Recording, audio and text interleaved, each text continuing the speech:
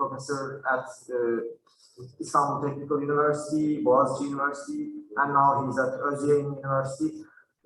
He has been the Secretary General, President, Vice President of European Association of Earthquake Engineering, as well as Editor-in-Chief of both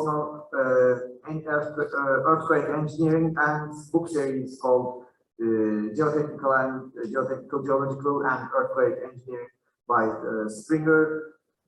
He's also one of the two nominated members of TC101, which is the earthquake TC from Turkey. So without further ado, I have the privilege to invite Professor Atilla Ansal to the stage.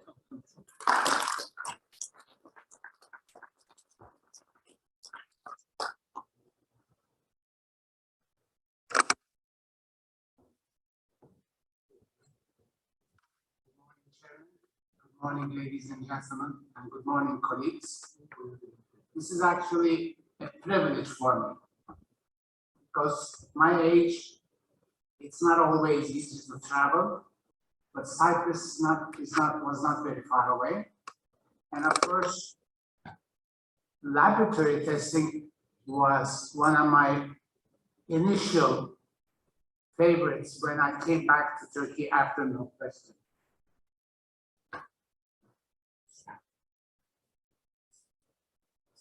Of course, when we are talking about liquefaction, we have to remember that initiation of the liquefaction investigations and research started after 1964 Niigata earthquake and of course Alaska earthquake.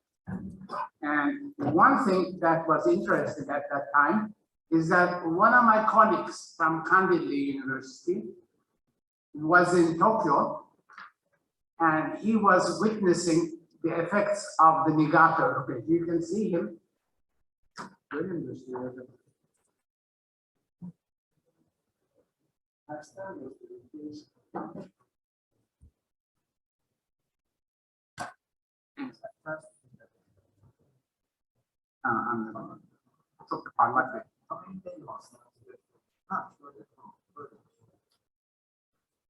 Okay. So this is actually the gentleman from Kandilli. He's retired now, of course, and he was one of the earliest Turkish researchers who were in Japan at that time. And as you can see, this is 1964, and the way they repair the buildings is very conventional or very classical, where they just lift it up and put a new foundations. Now, of course, I was also in a way kind of lucky. When Kobe earthquake took place, I was in Japan. So this is some pictures from the Kobe earthquake. You can see the effects of liquefaction everywhere in Kobe. And of course, one last example is from our Adapazarı. This is 1967 earthquake. And you can see that right during that earthquake, the hotel that was by the lake, due to liquefaction and lateral spreading, sink down. But engineers or owners do not always learn from the past experience. They went and built another hotel. And as you can see, in 99 earthquake, that hotel also experienced large settlements due to liquefaction and due to this lateral spreading. And of course, when we talk about lateral liquefaction, we also have to remember that this is one of the pictures that was taken somewhere else. And as you can see, as well as the settlement, we also have the movement in the vertical direction of manholes or other buried structures. Now, in the very beginning, you know, I took my PhD in 1978, and this was the early period of liquefaction investigations that initiated in Berkeley mostly. And it was considered at that time that maybe liquefaction, because of the nuclear plant construction, is called liquefaction. some people did not believe that there is a liquefaction in the field, because it was possible to generate liquefaction in the laboratory, but nobody believed, or very few did not believe that it was possible in the nature. And as you may see, this is one of the first downhole records where we can see the increase in the pore pressure and the liquefaction of the soil profile. Now, these are the very standard factors that affect, but one of the things that I would like to stress on is in the laboratory testing, we have a very difficult task, because as you see, when we have undisturbed samples from the field, and when we compare the results with the laboratory prepared samples, there is a very significant change. So laboratory testing is always difficult to produce what we have observed in the field. And the other thing is that the laboratory test results, the curve is very flat. And if you want to do some parametric studies concerning what would happen in terms of cost or liquefaction susceptibility, the very small difference in the stress field would make a big difference. And some of you may still remember that this is a thesis done in Berkeley by Mulilis in, I think it was in '77. And he observed that how you prepare your laboratory samples is very important in getting the liquefaction curve. And of course, after this, we had also rules how to prepare the samples and how to control the testing systems in different locations, as well as in the United States, in Japan, and we did also a little bit study like that in Turkey at one point in time. Now, this is the study actually we made. At that time in the Balkan region, we had a project by UNESCO, and we were 3 countries who had laboratory testing capabilities: Yugoslavia, the old Yugoslavia, of course, Turkey and Romania. And you can see that the Turkish results and Yugoslavian results are very similar. But when you look at the results in the Romania, here, you can see there is a very significant difference. We found out that in the laboratory testing scheme, those of you who are familiar with the laboratory testing, when you do a cyclic tractor, you don't really fill up the cell. You always leave an air cushion. And if you don't leave an air cushion, as a result of vertical cyclic stresses, you will have cyclic volumetric stresses, which would, of course, increase the liquefaction susceptibility. We found out that Romanians did their test by cell filled with, totally filled with water. So there are certain things in laboratory testing that became very important during the laboratory testing. And of course, you can see that this is the results of a US study where they actually had a large number of laboratories that was coordinated by Marshall Silver at that time, that they would have the same liquefaction resistance curve at the end. And of course, the other one was the Japanese one. Now, one of the most important issues in the laboratory testing, that when we are dealing with the sands or liquefaction, we have to remember that these are the studies that was conducted by Holtz. And you can see that even though you may have a very large, very small relative density, the sand may behave like a dense sand under very low pressures. And if you go ahead one more step, and if you have a very dense sand, as you see here, that may behave as a loose sand under the very low confinement pressures. So there is 2 factors that control liquefaction and behavior of sand. And now I come back to my university. This is way back in 1980s. In 1980s, we had a cyclic triaxial system produced by structural laboratories from the United States. And this was our testing scheme for liquefaction tests. These are the first liquefaction tests that we conducted in ITU. And of course, everything was analog. As you can see, we have analog plotters. And we would conduct cyclic tests under stress-cold system. It had a very large range of frequencies. But we, of course, conducted with 10-second periods.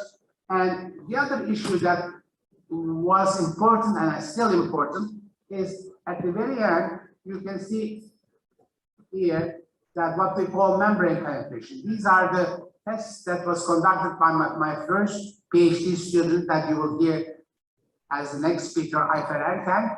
And in her thesis, we actually conducted membrane penetration tests with different size of particles. And we tried to come up with the empirical methodology to account for the membrane penetration. And this was the result of some of the soils we have used, from fine gravel all the way to the fine sand. And as you see at the end, this paper was published in AAC at that time, I think it was in some 70s. And you can see that if you have an uncorrected curve, your liquefaction susceptibility seems relatively delayed as a result of the penetration, membrane penetration, which would lead to a wrong results. Later, we were lucky. We again got a big grant from Japan, and we got much more or much better equipment in cyclic triaxial. And as you can see here in the cyclic triaxial, this is way back in 1990 in Istanbul Technical University. And we were able to actually conduct a lot of liquefaction or a lot of cyclic tests on different types of soils. Now, here you can see that we can account for different problems, and we can take large number of cycles and with different frequencies and large number of duration. And now I would like to show you what of the things we have at that time. We found out that, you know, if you consider different stages, you can actually come up with a modulus degradation curve, which is much more logical because you start with elastic and then elastoplastic and maybe completely viscoplastic. This is just to show how the soils would behave to people from different disciplines. And later again, this was also a part of the Japanese grant that we got in 1980, cyclic simple shear device that was originally modified by Marshall Silver and Professor Ishara. And it had an option of having a saturated soil, because in a Norwegian system, in the Norwegian simple shear, you are never sure about the saturation in your sample, and you never actually, the way you calculate the pore pressure is a little bit empirical to a certain extent, but here we have the option of applying back pressure and confining pressure and measure the increase in the pore pressure by transducers. And here you can see the equipment in the horizontal position from the general far away, and it was interesting. And as you see, we made also an addition here where we can apply static load after cyclic or before cyclic to determine the undrained shear strength of the sample prior or after the cyclic load. This is again the schematic drawing of the cyclic simple shear device. I'm sure all of you have some information about it. And at that time, we developed some research topics based on the earthquakes that we had And one of the topics that we worked was the liquefaction susceptibility of the silty sands or clay sands. And as you can see here on the left-hand side, we have non-porosity silty sands. The presence of the silt actually increases the liquefaction susceptibility. On the other hand, the presence of clay particles decreases the liquefaction susceptibility. And living in Turkey and having all this equipment, you would imagine that we may be doing a lot of consulting because there was lots of construction at that time. Unfortunately, we only did very few, couple of liquefaction evaluation based on the site characteristics, and that was totally amateur. And as you can see, we took some samples from the site and we conducted all kinds of simple shear and cyclic triaxial devices. And we tried to actually come up with a design criteria for the area. And here, one of the topics that we also grouped was on liquefaction, because when you have a simple shear device like we had, it is easy to liquefy and then stop the test, wait for a while, and then conduct another test, depending upon different waiting periods. And here, the real liquefaction, and it occurs actually very rapidly, even faster than the initial liquefaction. And as a last, actually, we had, again from Japan, a cyclic torsional hollow shear device. And this is actually a diameter of 25 centimeters, and it was much more reliable, of course, in terms of stress distribution, because in cyclic simple shear, you don't have the complementary shear stresses. So that's why, even though it may represent what may happen in the field, mechanically, there is a certain disadvantage of not having the complementary shear stresses. But in the torsional device, actually, you can apply and you can have all the complementary shear stresses, as you may see in the figure below. And this was one of my last PhD students, and he did actually torsional tests for liquefaction. And one thing we also did that, but manually, and as you can see here on the very left, by his hand, he actually cycled the confining stress or vertical stress. Here you have the cyclic torsional device, you have the cyclic shear stresses, but in addition, you have cyclic vertical stress. And as you see, the liquefaction resistance curves are radically different. So in one sense, only conducting one directional torsional test may not be sufficient to duplicate what may happen in the field. But as soon as you add a cyclic vertical stress, you can see that the second curve here is radically changed, and here the displacement is somehow what we observe in certain cases. And of course, this is the case study that I mentioned. In this case study, we did all kinds of we also utilize all kinds of empirical methods. And as you can see, for each borehole, we had distribution of safety factor under the negative side or on the positive side. And for example, here, it was observed that maybe here, the liquefaction susceptibility may be very important. And for example, also in this case, in some of the borings, we had a very narrow range with respect to safety factor of 1. So it was decided actually to have gravel columns to build. This is the Toyota factory that was in Adapazarı, very close to the focal. If I go one more step, you can see that at that time I did a very rough hazard study, and we came up with a very classical approach, that we found out that a possible earthquake would be, this is of course in terms of MS, that it would be in the range of 7.89 MS.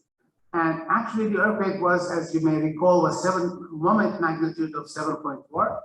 And this is the general review of the results. We supported them, but luckily, after the earthquake, this is the Toyota factory after the earthquake, and as you can see, the fault is very close, but as a result of the site investigation and a result of the improvement, site improvement, the factory survived the earthquake. And the work in the factory started after 3 days following the earthquake, because of the improvement of the site based on gravel columns that prevented liquefaction and prevented the effect of the damage on the site. So, how did we come to this point? I had a lot of MS and PhD students, and as you can see, the first PhD MS thesis was done in 1981 on a cyclic triaxial system, and then on cyclic simple shear system, and finally at the very end by Selim Altun, my last PhD student at Istanbul Technical University, that worked with the torsional device. So we had almost, including ITER approach, and we had like 6 MS and 1 PhD thesis concerning the laboratory experiments in Istanbul Technical University. Thank you very much.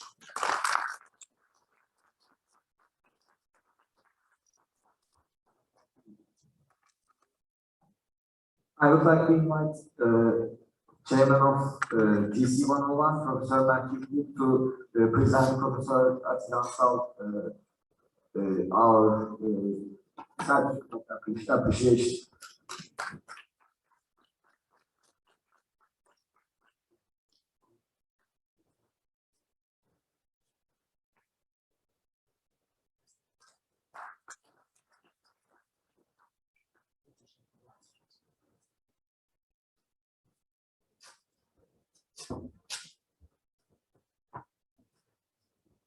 Okay, dear guests, now it is time for a coffee break, so we will